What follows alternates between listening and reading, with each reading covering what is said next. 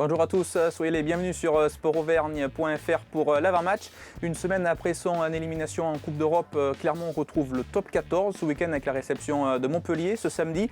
Et pour analyser la composition d'équipe alignée par Franck Azema, nous accueillons Christophe Buron des Sports. Bonjour Christophe. Bonjour Manu. On s'attendait à du changement, on ne s'est pas trompé. 8 changements par rapport aux 15 qui avaient débuté la semaine dernière. Et donc Franck Azema a voulu insuffler du sang neuf dans son équipe et s'est illustré notamment avec le retour de Camille Girondeau comme titulaire. Oui, du sang frais, il en fallait parce que ce match a laissé des traces autant physiques que mentalement. Girondeau, c'était aussi un peu l'inconnu, enfin un petit peu l'énigme, pourquoi il n'a pas joué les matchs européens. C'est vrai que ça fait partie encore de ces choses qu'on a du mal à comprendre parce que c'est un garçon qui a fait un bon début de saison. Il le remet parce que c'est le top 14, donc on va voir comment il revient en compétition. Toujours en troisième ligne, on observe également la titularisation de Julien Bardy qui a écopé de son quatrième carton jaune la semaine dernière. On sent que Franck Azema veut le relancer et pas le laisser tergiverser.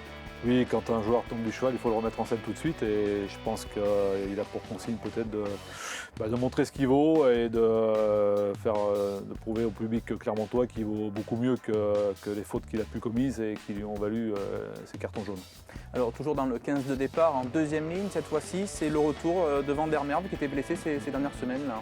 C'est un peu le moment de vérité pour cette recrue sud-africaine dont on attendait beaucoup, qui pour l'instant a été un peu décevant, qui est arrivé visiblement avec un petit problème au ménisque, débarrassé a priori de ce problème au genou.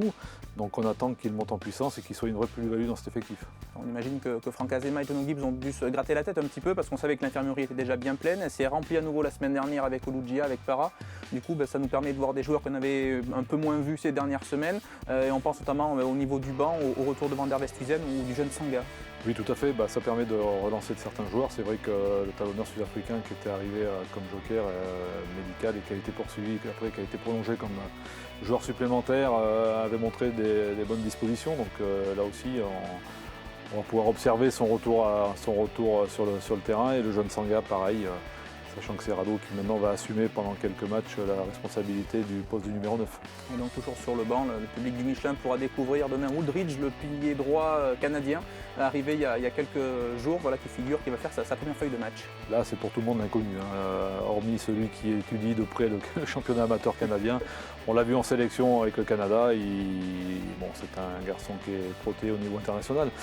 Mais au niveau du Canada. Donc on va voir ce que ça vaut au niveau d'un top 14 dont on dit que c'est un des championnats les plus rugueux au monde. Parfait. Merci beaucoup en tout cas Christophe d'avoir décrypté cette compo d'équipe à notre compagnie.